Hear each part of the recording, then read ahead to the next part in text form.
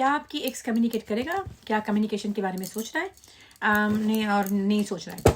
आपको पता है मैं शुगर कोट नहीं करूंगी, even if it is a collective reading, जो आएगा रीडिंग में मैं आपको वही बताऊंगी। तो आपके एक्स के अगर आप कनेक्शन इस रीडिंग के साथ कनेक्ट करना चाहते हो तो वीडियो को पॉज करो, बहुत उसके बारे में सोचो, कोई फोटो वगैरह होता है तो देखो, 3 बार उसके नाम दिमाग में दो लो और लेट अस सी। जय मां काली, जय मां Kali. Is this person thinking about communicating or not? जय मां काली। कम्युनिकेट करने के लिए सोच रहा है, बहुत ही सोच रहा है, बहुत ही इंपल्सिवली फील कर रहा है। और कुछ लोगों तो देखो कलेक्टिव रीडिंग है, सबके लिए नहीं है। जरूर आपको जल्दी से मैसेज मिलेगा, बहुत जल्दी एक मैसेज आने वाला है, बहुत जल्दी इससे मैसेज आएगा, कम्युनिकेशन आएगा। ओके, तो एक बार मैं बता देती हूँ, हर एक के लिए नहीं है, बार बार अपने दिमाग खराब मत करो। देखते हैं क्या गिर गया रे भाई। हैंगमैन, अच्छा, और क्या है? टावर, पता नहीं क्या था वो। Oh, knight of shirts, king of wand, bottom में आ रहा है पेज ऑफ कप्स, स्ट्रेंथ। बहुत टाइम से ये रिश्ता आपके हैंग में सिचुएशन में, बहुत टाइम से कोई मैसेज नहीं आया उसका। अगर आपका ये रीडिंग आपके लिए है तो शायद बहुत ही लॉन्ग टाइम हो गया है कि आपको इससे कोई मैसेज नहीं आया, कोई कम्युनिकेशन नहीं आया, बहुत टाइम से रिश्ता इस नो कॉन्टैक्ट सिचुएशन में चल रहा है। आपको लगता है कि इसको कोई फर्क नहीं पड़ता, लेकिन ऐसा नहीं है। अगर ये रीडिंग आपके लिए है तो इसको फर्क पड़ रहा है। अच्छा, एक बात मैं आपको बता देती हूँ, टैरो रीडिंग कैसे होता है। जैसे आप देखते हो ना, न्यूज़पेपर में आता है ना जो हॉरोस्कोपी वगैरह, तो पाइसिस के लिए ये है, एरिस के लिए ये है। जरूरी नहीं है जो रीडिंग आपके पास आ रहा है हर एक रीडिंग आपके लिए हो। अगर आप मेरे चैनल को सब्सक्राइब करके रखे हो, मैं दिन में 2 रीडिंग पोस्ट करती हूँ, जरूरी नहीं है कि दोनों ही रीडिंग आपके लिए हो। ये अगर आपके साथ रेजोनेट करे, नेक्स्ट वाला आपके साथ रेजोनेट ना भी कर सकता है। तो जिसको सुन के आपको लगे कि आपके लिए बहुत ही रेजोनेट कर रहा है, ये आपकी रीडिंग है। हैंगमैन हियर, पाइसिस एनर्जी आ रहे हैं और एयर साइन एनर्जी भी वेरी स्ट्रांग है। एरीज, सॉरी एरीज मैंने क्यों बताया पता नहीं है, एरीज जरूर होगा क्योंकि इधर पे फायर साइन, सारे हर एक रीडिंग हर एक साइन ही इधर पे है। लियो एनर्जी वेरी स्ट्रांग। नहीं, पेंटेकल्स नहीं है, पेंटेकल वाली नहीं है, तो आर्थ साइन की नहीं है, लेकिन कोई फर्क नहीं पड़ता। ये मेरा जेंडर फ्री हाँ, और ये जोडियक फ्री है। तो वो एनर्जी आ रहा है, मतलब उस एनर्जी लोगों की जो स्ट्रॉन्ग डोमिनेटेड कैरेक्टरिस्टिक्स है वो आते हैं। तो उसका मतलब ये इंसान आपका जो है बहुत लॉजिकल होगा। पहले शायद इसने अपने आप को बहुत लॉन्ग टाइम तक रोक के रखा है लॉजिक समझा के, लेकिन उसको लॉजिक उसका काम नहीं कर रहा। देखो उसका हार्ट ब्रेक हो गया है, बहुत ज्यादा दुखी है वो। ये एक ऐसा इंसान है ना जो ऊपर से दिखाते कि बहुत स्ट्रांग हूं, लेकिन अंदर ही अंदर घुट के मरते हैं। जिस टाइप के लोग होते हैं ना उस टाइप के घुट के मर। एनीवे जो है एनीवेज आप समझ में आ गई ना बात क्या है। तो इसका जो है, इसका मतलब देखो कैसे ब्लैक एंड व्हाइट हो गया इसकी जिंदगी में, आपके बिना पूरा ब्लैक एंड व्हाइट। ऊपर से शायद दिखा रहा है कि कलर वालर चढ़ा के रखा है, लेकिन ऊपर से अंदर से ब्लैक एंड व्हाइट। तो अच्छा, हार्ट ब्रेक इसको भी बहुत ज्यादा हुआ है, दुखी है आत्मा, भटकती हुई आत्मा की तरह। लेकिन देखो कोई फिजिकल इलनेस, कोई सर्जरी, कोई काट कैन बी सिग्निफिकेंट। अगर आपको रिसेंटली कोई काट हुआ है या कोई सर्जरी या कोई छोटा मोटा ऑपरेशन या एक्सीडेंट, या इसको भी हो सकता है, ठीक है, दैट्स अ साइन। तो fire can be very significant. आपने अगर कोई फायर का वीडियो रिसेंटली देखा होगा, किसी के घर में आग लग गया है, कोई कुछ आग लग जाने वाला सिचुएशन कैन बी वेरी, कुछ बर्न हो गया है, कुछ जल गया है, ऐसा टाइप का मुझे फील हो रहा है। I get a burning smell. नहीं, मेरे घर में नहीं। I get in like I feel it from this readings energy. Okay, तो ये सारी चीजें आपके लिए सिग्निफिकेंट हो सकता है। तो ये बंदा बहुत टाइम से अपने आप को रोक के रख रहा था कि मुझे कोई फर्क नहीं पड़ता, I will be fine, daddy daddy डारा। लेकिन डैडी डैडी डारा नहीं हो रहा, टावर हो रहा है उसकी जिंदगी में। टावर की वजह से उसको बहुत, टावर का क्या होता है ना, ट्रांसफॉर्मेशन एनर्जी होता है। तो मैं आपको ये नहीं बोल रही हूँ कि बंदा बिल्कुल चेंज हो गया, आपको ब्रेकअप ने उसको चेंज कर दिया, तोड़ के रख दिया, फोड़ के, नहीं हुआ ऐसा कुछ। टावर के मतलब बहुत छोटे मोटे चेंजेस भी हो सकते हैं। कुछ लोगों का ऐसा होता है ना, कुछ घमंडी लोग होते हैं जिसको लगता है कि चलो मैं नहीं जाता, मेरे को बैठना है, उसको आना है मेरे पास, अपना गलती को देखते ही नहीं है। लेकिन जब होता है ना हैंगमैन, जब आते हैं ना, हैंगमैन कार्ड हर एक टैरो में हर एक कार्ड का बहुत ज्यादा डिफरेंट इम्प्लीकेशन। हैंगमैन का भी ऐसा भी होता है कि देखो किसी को अगर तुम उल्टा लटक दो ऐसे, तो वो क्या दिखता है, तो दुनिया उल्टा दिखने लगता है ना। जो नजरिया तुम्हारा होता है पहले एक चीज देखने का, उसको बदल देना भी हैंगमैन का काम है। तो ये जो सिचुएशन, जो स्टक सिचुएशन था बहुत दिनों का ब्रेकअप तुम लोगों का, उसमें इसका तुम्हें या सिचुएशन को देखने का नजरिया बदल चुका है, मतलब कुछ एक्सटेंट तक। तो उसको लग रहा था पहले, जैसे देखो ये हो सकता है कि उसको लग रहा था कि तुम्हें ही उसकी जरूरत है, हमेशा से तुम ही वापस आओगे, तो बंदे को समझ में आ गया आने वाली तो है नहीं, तो मुझे ही कुछ करना है, मुझे ही आगे जाना है। तो उस कुछ लोग जो अवॉइडेंट लोग होते हैं ना, वो क्या करते हैं, ब्रेकअप के बाद उनको लगता है चलो अच्छा हुआ, मेरे को फर्क नहीं पड़ता, I will be fine, specially the fearful avoidant लोग। तो ये सारे लोग क्या करते हैं ना, ब्रेकअप के बाद बहुत जिंगलाला करते हैं, इधर उधर जाके थर्ड पार्टी फोर्थ पार्टी क्या ना, लेकिन बाद में उन लोगों को थोड़ा, उनको डीप इनसाइड उनका ऐसा फीलिंग होता है, अरे जो भी है वो तो आ जाएगी वापस, वो हमेशा आती है। जेंडर फिक्स कर लेना, जो तुम्हारा अगर आती नहीं आता है क्या है व्हाटएवर। तो मैं ये बोलूंगी, तो इसको लगा था कि तुम आ जाओगे वापस, लेकिन उसको लगा घंटा आएगी वो, अब तो गई बाहर में। तो अभी उसको इस बात पे जो उसका घमंड था कि हमेशा से वापस आती है, मैं तो हूँ बिल्कुल भगवान, मेरे को मेरा मंदिर में फूल चढ़ाने तो आएगी वो, तो वो उसका जो थॉट प्रोसेस था वो टूट गया है। दैट कैन बी, ये लटकते लटकते रहते रहते वेट करते करते उसको इतना तो समझ में आ गया कि जहां से लटक रहा था वो गिर गया, तो उसको लगा होगा कि चलो जहां पे मैं, जिसके भरोसे मैं थी, जिसके भरोसे के ऊपर आई वाज स्टक के वो आ जाएगी, but that is not happening. That can be a tower moment for this person.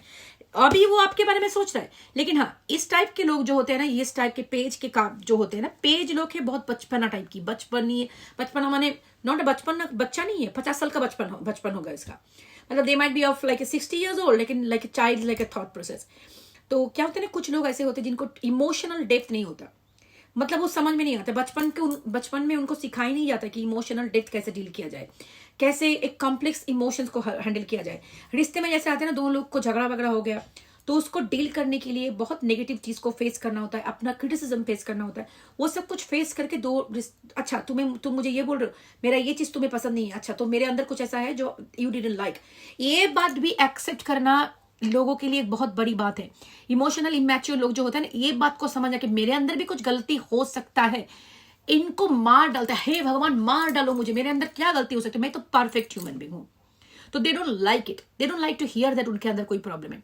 तो अगर कोई आपको इंसान ऐसा दिखे जो अपना कोई भी क्रिटिसिज्म आप देख रहे हो कि उसको गलत कर रहा है, अगर उसको बोलने जाओ तो वो बहुत ट्रिगर हो जाता है, तो आप समझ लेना वो इंसान इमोशनली बहुत इमैच्योर है। इमोशनल मैच्योरिटी उन लोगों को होता है जो एक्सेप्ट कर सकते हैं, हाँ मेरे अंदर भी प्रॉब्लम है, मैंने भी गलती किया है, तो इस गलती के लिए आप गुस्सा होकर नहीं आ रहे हो मेरे पास। नहीं तो जो इमोशनल इमैच्योर लोग होंगे ना, वो देखेंगे मैंने गलती क्या किया, मैंने कोई गलती नहीं की, मैंने तो बिल्कुल ठीक किया, तुम ही झूठे हो, तुम ही मक्कार हो, तुमने मुझे छोड़ के गया, तुम्हारा ही प्रॉब्लम है, ठीक है। तो ये इंसान इमोशनली इमैच्योर है, लेकिन उससे पहले शायद आपको ही बक रहा था, आपको गालियां बक रहा था कि ये तो भाग गई चल के, लेकिन अभी उसको जो इतना पेन इसका इतना बढ़ गया है ना, तो उसको लग रहा है कि हाय भगवान मैंने क्या कर दिया, अभी मैं कौन सी दिशा में जाऊं, मेरा ईगो को होल्ड करो या अपना पेन को संभालो। इमोशनली मैच्योर लोगों का वो भी होता है, अपना पेन उनको समझाया नहीं जाता। अगर जैसे कोई मैच्योर लोग हो तो उसको लगेगा नहीं मुझे नहीं जाना चाहिए ये वो, लेकिन वो सोचेगा नहीं मुझे अभी दुख हो रहा है तो मुझे अभी जाना है। तो इन लोगों का अपना जो होता है ना, इनका नजरिया मोस्ट लाइकली ऐसा होता है कि जो मेरे लिए कन्वीनियंट हो वही सबसे इंपॉर्टेंट है। अगर मेरे लिए कन्वीनियंट हो आपके पास आ जाना, आई विल कम। अगर मेरे लिए कन्वीनियंट हो आपसे छोड़ के भागना, आई विल डू। अगर मेरे लिए अभी कन्वीनियंट है किसी और के पास थोड़ा गुलू गुलू करना, आई विल डू इट। उसमें कोई गलती नहीं, मैंने थोड़ा गुलू गुलू किया है, उसमें क्या प्रॉब्लम है।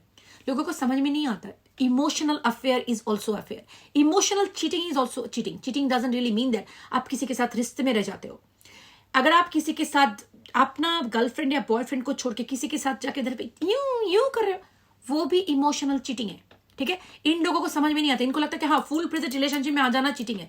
इमोशनल चीटिंग जो होता है, आपका जो वक्त होता है, जो आपके अपने अपने रिश्ते में देना चाहिए, बॉन्डिंग करने का टाइम चाहिए, उस टाइम में आप अपने इंसान को प्यार नहीं दे रहे हो, उसको टाइम दे रहे हो, उसको आप स्टार्विंग कर रहे हो, वो सारा दिन भर आपके लिए वेट कर रही है, और उस टाइम में जाके आप किसी उधर पे जाके यूं मैंने देखा है ऐसा ऑनलाइन जाके, ऐसा लड़के लोग लड़कियों को ऐसा उनका कमेंट करते हैं, ऐसा लंबा के हे भगवान तुम तो ये हो, मतलब दिखाने के नहीं, मैंने तो कुछ गलत नहीं किया, मैंने तो सिर्फ अच्छा बात किया, लेकिन what you are doing, you are trying to flirt, this is simple flirt, और वो है इमोशनल अफेयर। इसको इमोशनल अफेयर बोलते हैं। किसी और मर्द और किसी औरत के पास जाके अगर आप इतना लंबा मैसेज कर रहे हो, हार्ट साइन दे रहे हो, किसिंग इमोजी दे रहे हो, तो that is emotional affair. You are cheating, you are cheating, even though you are doing in open forum, you are cheating. नहीं मेरे दिल में अगर कुछ गलत होता तो मैं ओपन फोरम नहीं करता, you are cheating, you are cheating. Even if you are doing in open forum, you are cheating. Emotional cheating is equal cheating,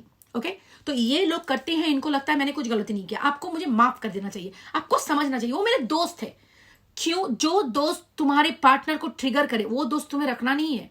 specially insecurity feeling करवाए, जिस दोस्त की वजह से तुम्हारा रिश्ते में दरार पड़ा है, तो कौन तुम्हारे लिए इंपॉर्टेंट है, वो ऑनलाइन दोस्ती और ये इंसान जो तुम्हारे हर एक अप्स एंड डाउन में तुम्हारे साथ रहता है। ये लोगों को ये समझ में नहीं आता है, इतना इमोशनल इमैच्योरिटी। तो लेकिन क्या है ना, ये सच में आपको दुख देना चाहते हैं ऐसे नहीं, उनको लगता है कि हाँ ये तो ठीक है।